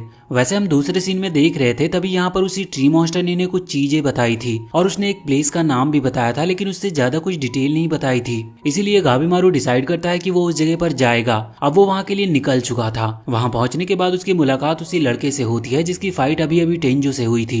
यहाँ पर वो लड़का गाबीमारू को देखकर बहुत ही ज्यादा आलस के साथ कहता है कि तुम यहाँ से चले जाओ, अब मैं एक और ह्यूमन से फाइट नहीं करना चाहता। गाबीमारू उससे कहता है कि क्या तुम भी यहाँ पर एलेक्सर ऑफ लाइफ के लिए आए हो। ये सुनकर वो लड़का शॉक था। वो तुरंत ही खड़ा होकर उससे फाइट करने लगा था। गाबीमारू उस पर अटैक करता है, जिस वजह से उस लड़के का हाथ टूट जाता है और साथ ही गाबीमारू उसके फेस पर भी मारता है। उस लड़के को बहुत ज्यादा डैमेज पहुंचा था, लेकिन उसकी बॉडी बार बार रिकवर कर रही थी। गाबीमारू ये देखकर शॉक था। वो कहता है कि क्या तुम भी टेंसेन में से एक हो। असल में ट्री मॉन्स्टर ने उसे बताया था कि यहाँ पर टेंसेन नाम के कुछ ह्यूमन जैसे दिखने वाले लोग हैं और ऐसे टोटल 10 लोग हैं। वैसे वो लड़का भी उस पर अटैक करके शॉक था, क्योंकि गाबीमारू की बॉडी भी रिकवर कर रही थी। असल में गाबीमारू को ज्यादा चोट नहीं लग रही थी, लेकिन उस लड़के के भी अटैक बहुत ही ज्यादा पावरफुल थे। अब गाबीमारू यहाँ पर अपनी दूसरी पावर का इस्तेमाल करता है। उस पर फायर टेक्निक का यूज करते हुए उसे जलाने की वो कोशिश करता है। वैसे इस चीज से उस लड़के को चोट तो आई थी, मगर फिर तुरंत ही उसने अपने आप को रिकवर भी कर लिया था। अब उन दोनों में फिर से बहुत ही खतरनाक फाइट स्टार्ट हो जाती है। यहाँ पर वो लड़का बार बार हील करता जा रहा था। फाइट के दौरान गाबीमारू उससे पूछता है कि क्या तुम सच में टेंसेन हो, लेकिन वो लड़का इस चीज पर कोई भी रिप्लाई नहीं देता।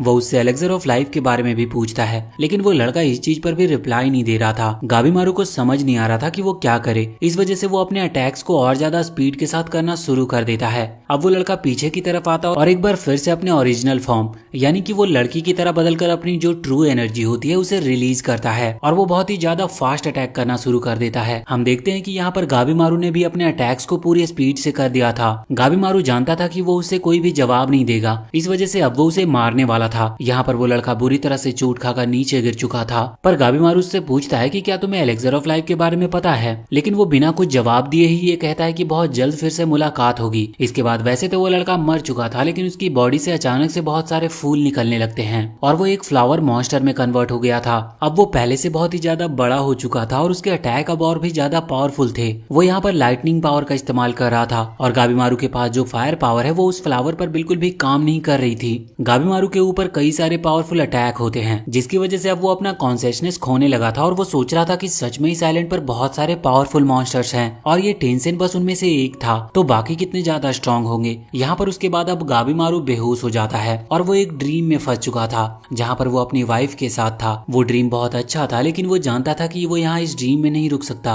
वरना वो रियल लाइफ में मारा जाएगा। बाहर आने के बाद जब वो होश में आता है तो वो देखता है कि उस फ्लावर मॉन्स्टर ने उसे पकड़ रखा है। वहीं गाबीमारू को अपने क्लेन लीडर की एक बात याद आती है। उन्होंने कहा था कि उसे हार नहीं माननी है, चाहे कुछ भी क्यों ना हो जाए। उसके बाद गाबीमारू अपनी सबसे पावरफुल तकनीक का यूज करते हुए अपनी बॉडी से फायर को रिलीज करता है, जो कि बहुत ही ज्यादा थी। लेकिन उस फ्लावर मॉन्स्टर को इस चीज से भी कोई फर्क नहीं पड़ रहा था। मगर अचानक से वहाँ पर मे आ जाती है, जो कि एक बबल जैसी चीज को क्रिएट करके गाबीमारू को वहाँ से बचा कर ले जाती है। अब वो फ्लावर मॉन्स्टर वापस से अपने नॉर्मल रूप में यानी कि टेंसेन वाले फॉर्म में आ चुका था, मगर वो बहुत ही ज्यादा कंफ्यूज था कि आखिर मे उसे क्यों बचा रही थी। अब हम दूसरी तरफ देखते हैं कि अब सुबह हो चुकी थी, जहाँ पर इन सभी लोगों की नींद खुलती है। तो ये देखते हैं कि गाबीमारू वहाँ पर नहीं है, साथ ही मे भी वहाँ पर नहीं थी। अब वैसे तो यहाँ पर सागरी को गाबीमारू की थोड़ी चिंता हो रही थी कि वो कहाँ गया, लेकिन इस चीज पर यूजिरिया कहती है कि शायद वो होराई नाम की जगह पर गया होगा। असल में होराई वही जगह है जहाँ पर सच में गाबीमारू गया था और इसी जगह के बारे में उस ट्री मॉन्स्टर ने उन्हें बताया था।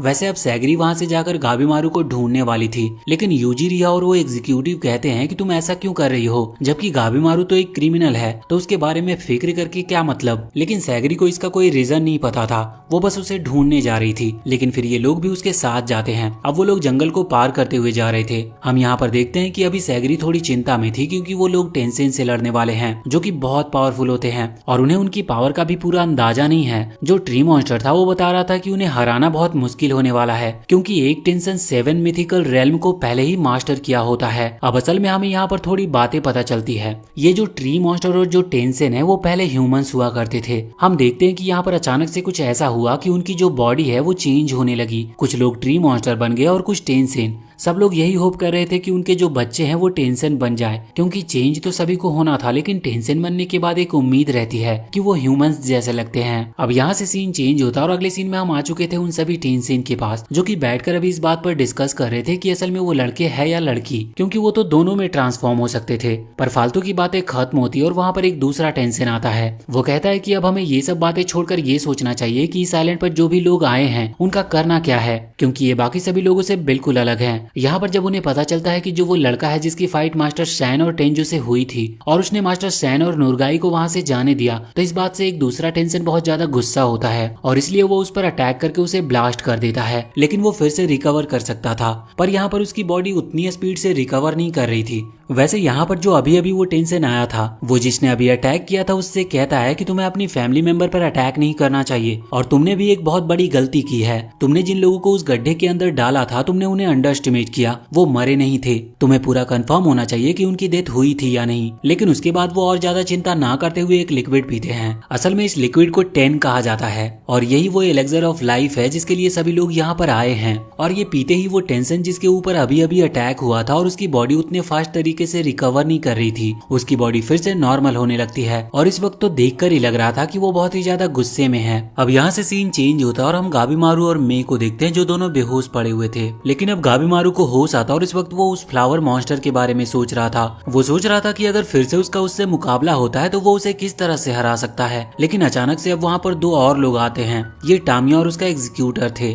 यहाँ पर वो दोनों गाबीमारू को देखकर कह रहे थे कि लगता है तुम्हें किसी ने बहुत बुरी तरह से पीटा है। और यहाँ पर जो टामिया था वो अब गाबीमारू पर हमला करने वाला था, क्योंकि वैसे भी वो अपना कंपटीशन कम करना चाहता है। अब वैसे तो गाबीमारू यहाँ पर लड़ाई के लिए पूरी तरह से तैयार था, लेकिन अचानक से वो बहुत ही ज्यादा हम्बल तरीके से उनसे कहता है कि उसे मारने की जरूरत नहीं है, वो इन लोगों के साथ टीम बनाना चाहता है। अब ये दोनों शौक थे और इनको समझ नहीं आ रहा था। वैसे यहाँ पर जो वो एग्जीक्यूटर था वो भी टामिया को आकर रोक देता है। अब गाबीमारू यहाँ पर उन्हें थोड़ी डिटेल में बताता है कि यहाँ पर कुछ अजीब तरह के लोग हैं जिन्हें टेंसेन कहा जाता है। अब टामिया और जो उसका एग्जीक्यूटर था वो अभी तक उन टेंसेन से मिले नहीं थे, इस वजह से उन्हें इस बात पर भरोसा करने में थोड़ी प्रॉब्लम हो रही थी। पर अब जब उनकी ऑफिशियल टीम बन जाती है तो वो बात मानते हैं और फिर यहाँ पर पूछते हैं कि गाबीमारू के पास अभी और क्या क्या इन्फॉर्मेशन है। यहाँ गाबीमारू के पास बहुत ज्यादा तो इन्फॉर्मेशन नहीं थी, वो कुछ चीजें उन्हें बताता है, लेकिन अब इतने में मे को होश आ चुका था। अब ये लोग उससे पूछने लगते हैं कि क्या उसके पास कोई इन्फॉर्मेशन है कि आखिर इन टेंसेन को कैसे हरा सकते हैं, जिस पर वो कहती है कि हाँ। और फिर वो बताती है कि एक टाओ नाम की चीज है, अब नहीं पता कि वो क्या है, लेकिन वो जो भी है उसकी मदद से इन्हें हराया जा सकता है। अब इन्हें टाओ की लोकेशन का तो पता नहीं था, पर इन्हें ये हो गया था कि हाँ इन्हें टाओ को पहले ढूंढना होगा, उस एलेक्सर ऑफ लाइफ से भी पहले। अब इसके बाद यहाँ से सीन चेंज होता और हम आ चुके थे सैगरी के पास। यहाँ पर वो पूरा ग्रुप आगे तो बढ़ रहा था, लेकिन उन्हें पता नहीं था कि सच में गाबीमारू अभी जिंदा भी है कि नहीं, क्योंकि यहाँ पर कई तरह के कितने पावरफुल मॉन्स्टर्स हैं। ये चीज वो पहले भी देख चुके थे, इसीलिए कोई चांस नहीं है कि गाबीमारू सच में जिंदा होगा। मगर सैगरी को पूरा भरोसा था। वो कहती है कि नहीं, गाबीमारू नहीं मर सकता और अपनी वाइफ से मिले बगैर तो बिल्कुल भी नहीं। अब यहाँ पर जो ट्री मॉन्स्टर था वो उन्हें टाओ के बारे में बताता है। वो कहता है कि टाओ यहाँ की बहुत ही ज्यादा पावरफुल चीज है, यूं कह लो कि वो सबसे पावरफुल है और इस चीज से उन टेंसेन को भी हराया जा सकता है। वैसे अब हम यहाँ मास्टर सैन और नूरगाई को देखते हैं। नूरगाई इस वक्त मास्टर सैन पर अटैक कर रही थी, लेकिन मास्टर सैन उसे रोक लेते हैं। असल में नूरगाई चाहती थी कि मास्टर सैन उसे फाइट करना सिखाए और कुछ तलवारबाजी की स्किल सिखाए, लेकिन मास्टर सैन उसे मना कर रहे थे कि ये वो ऐसी जगह नहीं है जहाँ पर वो उन्हें कुछ सिखा सके। पर फिर वो पूछने लगती है कि आप तो देख भी नहीं सकते, फिर आप मेरे अटैक्स को किस तरह से देख पा रहे हो। इस चीज पर मास्टर कहते हैं कि असल में उन्हें वेव्स दिखती है और इस चीज के लिए उन्हें बहुत ही ज्यादा शांत होना पड़ता है और साथ ही उनका जो गुस्सा है उन्हें उस पर भी थोड़ा काबू करना पड़ता है, तभी वो इन वेव्स को देख पाते हैं और तुरंत रिएक्ट कर पाते हैं। इस पर नूरगाई कहती है कि उसे भी तलवार चलानी सीखनी है, जिससे कि वो टेंजो का बदला ले सके, क्योंकि वो उन दोनों को ही बचाते हुए मरा था। अब मास्टर सेन कहते हैं कि मैं तुम्हें सिखा तो नहीं सकता, लेकिन मेरी फाइटिंग टेक्निक्स को देखकर तुम जितना सीख सको उतना सीख लो। पहले तो वो उसे तलवार पकड़ने का सही तरीका समझाते हैं और उसके बाद वहाँ पर कई सारे मॉन्स्टर आ गए थे जिन्हें वो मारते जा रहे थे और नूरगाई ये सब देखकर उस टेक्निक को सीखने की कोशिश कर रही थी। फिर वो भी कुछ मॉन्स्टर्स के ऊपर इन टेक्निक का इस्तेमाल करती है और कुछ ही देर में लगभग उन टेक्निक को सीखने लगती है।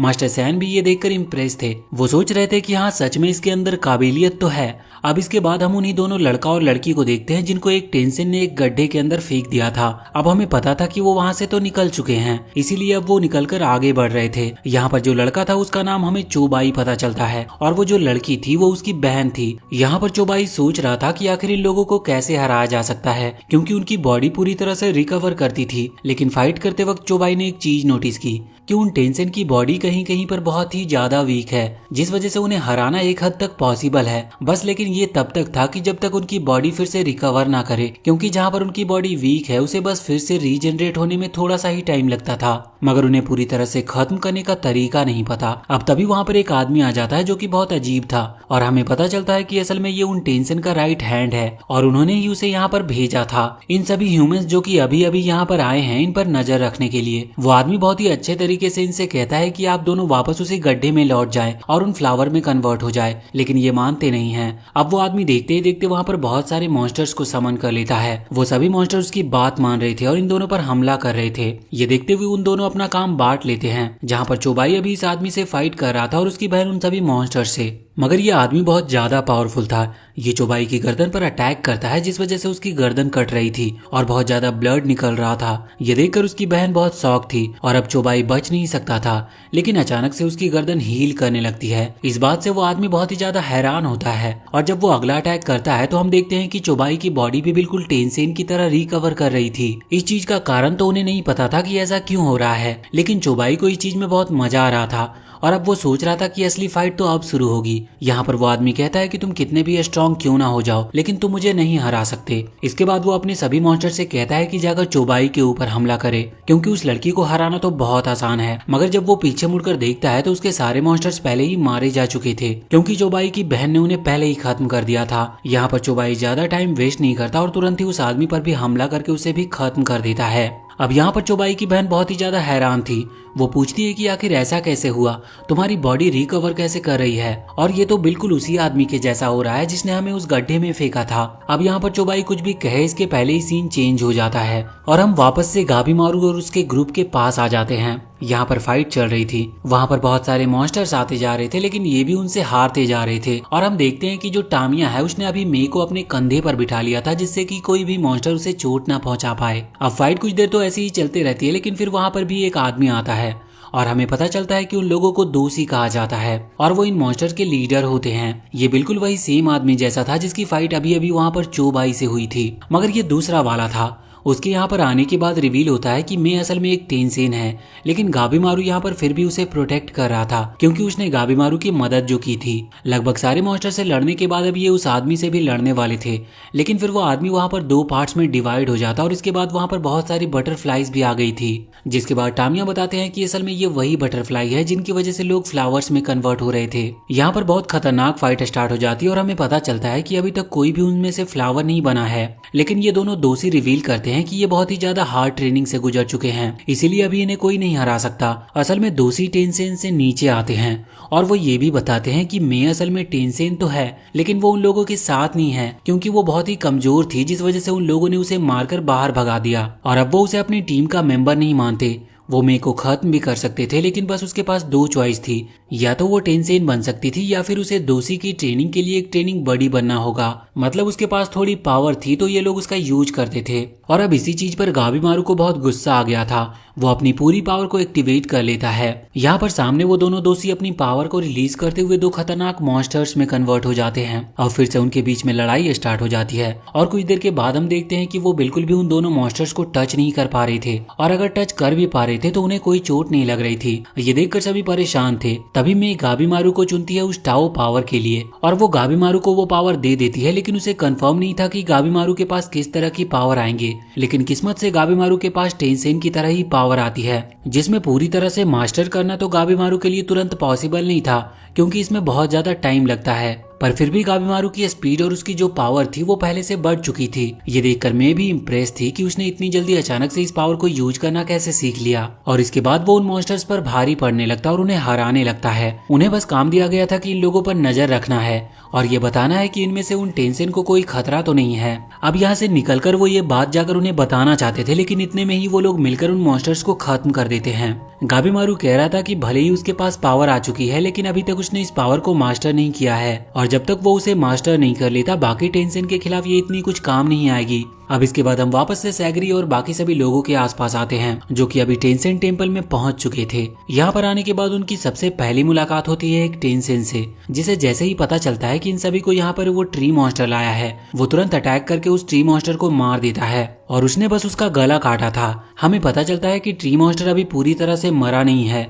वैसे ये देखते हुए यहाँ पर यूजिरिया आगे बढ़ती है लेकिन वो टेंसेन उसे भी पकड़ लेता है और कहता है कि तुम ह्यूमंस हमें कभी हरा नहीं सकते। वैसे टेंसेन को पता था कि ये सभी लोग यहाँ पर बस एलेक्सर ऑफ लाइफ लेने के लिए आए हैं, लेकिन फिर वो बताता है कि एलेक्सर ऑफ लाइफ जैसी कोई चीज है ही नहीं। असल में जो टाओ है जिसे वो एलेक्सर ऑफ लाइफ मानते हैं वो कहता है कि वो तुम्हें इमोर्टल नहीं बना सकता, ये तुम पर डिपेंड करता है कि तुम्हें किस तरह की पावर मिलती है। क्योंकि जो ट्री मॉन्स्टर है असल में वो टाओ की वजह से ही ट्री मॉन्स्टर बना है, इसीलिए कोई चांसेस नहीं है कि कौन ट्री मॉन्स्टर बनेगा और कौन टेंसेन। साथ ही साथ यहाँ पर वो अपनी पावर को रिवील करते हुए वहाँ पर कुछ ह्यूमंस की तरह क्रिएचर क्रिएट करता है जो कि बहुत पावरफुल थे। उन्होंने यहाँ पर यूजिरिया को पकड़ लिया था और वो टेंसेन अभी आराम से बैठकर ये सब बातें बता रहा था। लेकिन अब तभी अचानक से यूजिरिया वहाँ पर रिलीज हो जाती है। उसने बहुत ही ज्यादा पावरफुल अटैक कर दिया था अभी उस टेंसेन के ऊपर, लेकिन हम देखते हैं कि कुछ ही देर में वो टेंसेन वापस से रिकवर कर लेता है। लेकिन इससे पहले यहाँ पर यूजिरिया और बाकी सभी भागने की कोशिश कर रहे थे, लेकिन सैगरी वहाँ पर रुक गई थी। उसके मन में ये चल रहा था कि अगर ये जो टाओ है इसकी वजह से कोई टेंसेन की जगह ट्री मॉन्स्टर या फिर किसी दूसरे मॉन्स्टर में भी बदल सकता है तो कहीं ऐसा तो नहीं गाबीमारू ने भी गलती से उसे पी लिया हो और वो भी कोई ट्री मॉन्स्टर या फिर कोई और दूसरा मॉन्स्टर बन गया हो। लेकिन अब यूजिरिया उसके पास आती है और कहती है कि अभी तुम्हें ये बात कंफर्म नहीं पता, और वैसे भी सबसे पहली चीज ये है कि हम हमारी जान बचाएं, क्योंकि अगर हम अभी हमारी जान नहीं बचा पाए तो हमें ये कभी नहीं पता चल पाएगा कि वो ट्री मॉन्स्टर बना है या टेंसेन। पर अब टेंसेन ने तो रिकवर कर लिया था, इस वजह से वो आगे बढ़कर हमला करना स्टार्ट कर देता है। मगर यहाँ पर वो यूजिरिया के मूव को देखकर बहुत ही ज्यादा इम्प्रेस था।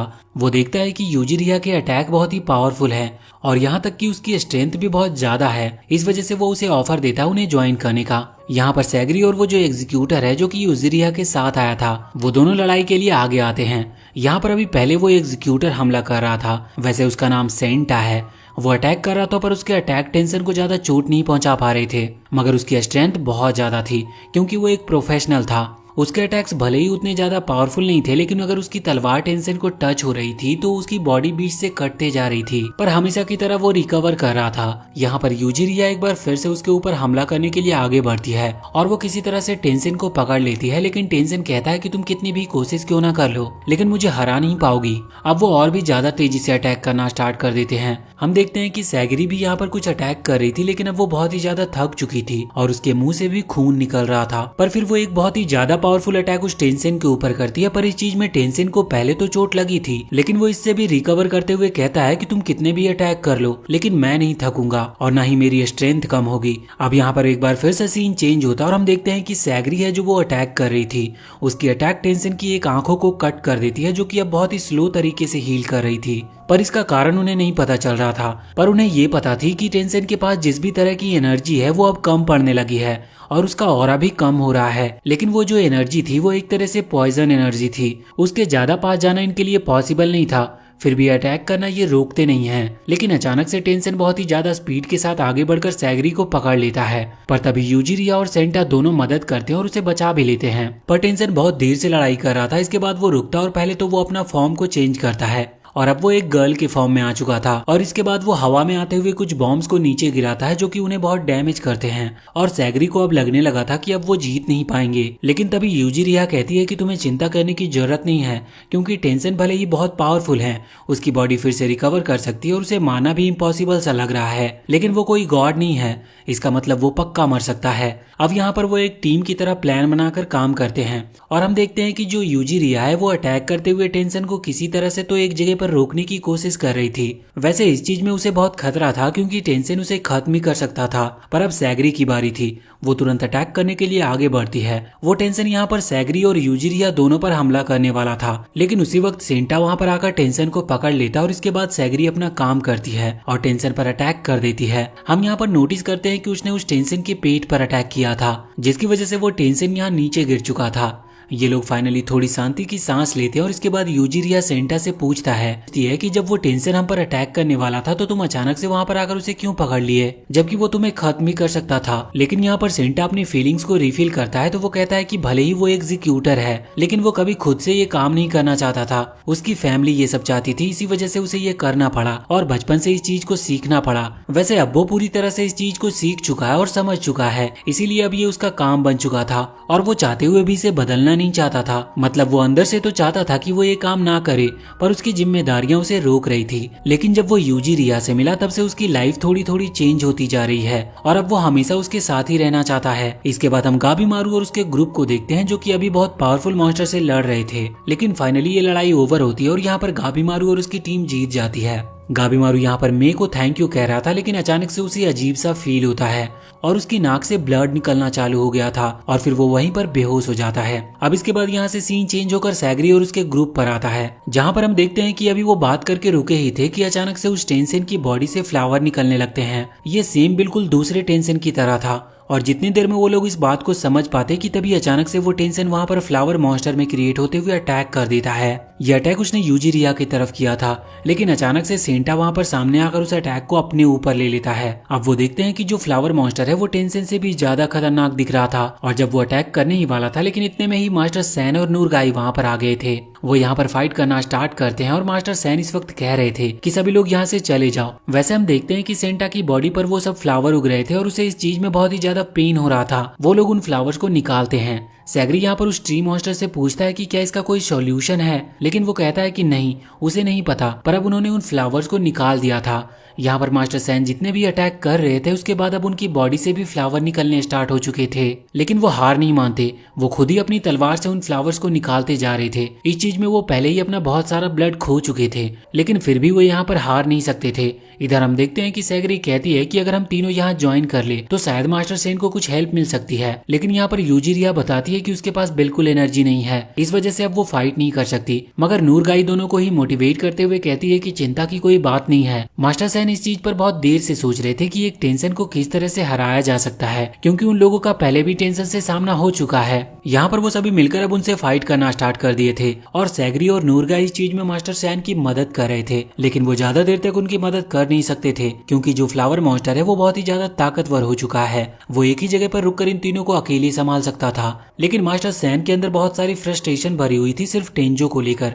इस वजह से वो उनके अटैक को रोक नहीं रहे थे और अब उनकी बॉडी भी जवाब दे रही थी, लेकिन उनका जो गुस्सा था वो उन्हें रोकने नहीं दे रहा था। और यहाँ पर वो कई सारे इसी तरह के पावरफुल अटैक करके उस फ्लावर मॉन्स्टर को वहाँ पर नीचे गिरा देते हैं। यहाँ पर सैगरी और नूरगाई दोनों ही आगे बढ़कर उस मॉन्स्टर के हाथों को पकड़ लेते हैं, जिस वजह से अब वो हाथों से तो अटैक नहीं कर सकता था, लेकिन फ्लावर होने के कारण वो वाइन्स की मदद से अटैक कर रहा था। मगर मास्टर सैन उन सभी को रोक लेते हैं और अब उनके अंदर भी टाओ की पावर आ चुकी थी, क्योंकि वो ऑलरेडी बहुत सारे अटैक इस पर कर चुके हैं। वैसे वो भी एक ट्री मॉन्स्टर बन सकते थे, लेकिन ये उनका लक था कि वो ट्री मॉन्स्टर नहीं बनते।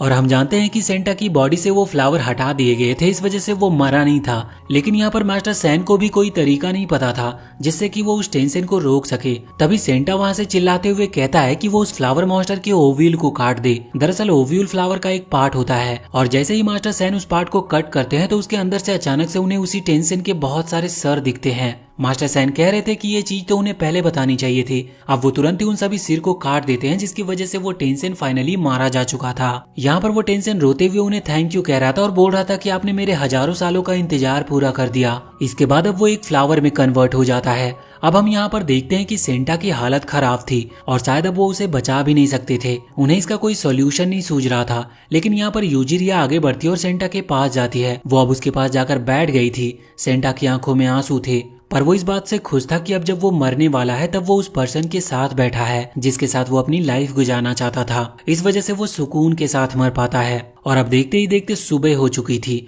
यहाँ पर सैगरी यूजिरिया को थैंक यू कह रही थी और कह रही थी कि उसकी वजह से इन सभी ने मिलकर काम किया और उनमें अच्छी दोस्ती हो चुकी है। और वो ये भी कह रही थी कि अब हम सभी को मिलकर काम करना होगा।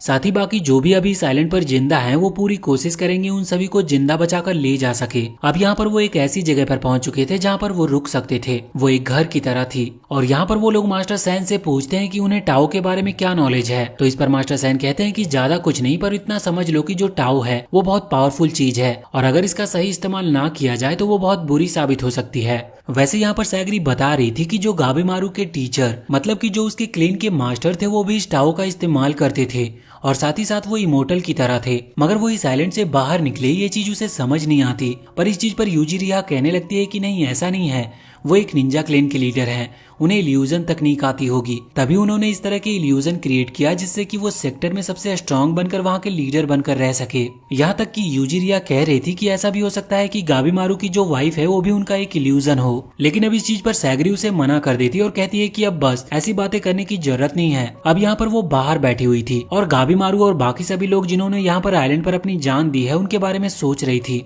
तभी वहाँ पर मास्टर सैन आते हैं और वो पूछते हैं कि क्या हुआ, तो सैगरी उन्हें सब बताती है। जिसके बाद मास्टर सैन कह रहे थे कि शायद तुम गाबेमारू को पसंद करती हो, लेकिन सैगरी कहती है कि नहीं ऐसा नहीं है। वो पहले समझ रही थी कि गाबेमारू एक बहुत बुरा क्रिमिनल है, लेकिन वो बुरा नहीं है, उसकी मजबूरी थी कि उसे ऐसा सब कुछ करना पड़ा और एक क्रिमिनल बनना पड़ा, लेकिन वो एक बहुत ही अच्छा इंसान है। अब यहाँ से सीन चेंज होता और अगले सीन में हम देखते हैं कि गाबेमारू को होश आ चुका था और इस वक्त वो एक गुफा के अंदर था। बाकी सभी लोग भी वहाँ पर बैठे हुए थे। वो उन सभी को बहुत ही अजीब तरह से देख रहा था। असल में गाबेमारू को अपनी सभी बातें याद नहीं है, उसे बस कुछ कुछ मेमोरीज हल्की हल्की सी याद आ रही थी, लेकिन उसे पता नहीं चल रहा था कि आखिर यहाँ पर चल क्या रहा है। वो बस सोच रहा था कि वो यहाँ से बाहर निकलकर इन्फॉर्मेशन कलेक्ट कर सके और इस आइलैंड को छोड़ सके, और बाकी उसे कुछ भी याद नहीं था कि ये लोग कौन हैं। यहाँ पर मैं कह रही थी कि जो गाबेमारू को टाओ मिला है उसकी पावर बहुत ही ज्यादा अलग है, ये नॉर्मल जैसी नहीं लग रही है, क्योंकि यहाँ पर वो गाबेमारू की एनर्जी को महसूस कर पा रही थी। उसकी एनर्जी तो बिल्कुल अलग नहीं थी, लेकिन जो उसका सर है वहाँ पर वो एनर्जी है जो कि उसे बहुत अजीब लग रहा था और उसे समझ नहीं आ रहा था कि ऐसा कैसे हो सकता है। पर इसी के साथ ये पार्ट यहीं पर एंड हो जाती है और अगर इसका अगला पार्ट भी आता है तो हम उसे भी लेकर जरूर आएंगे। वीडियो अगर अच्छी लगी हो तो चैनल को सब्सक्राइब करके बेल आइकन जरूर दबा लें।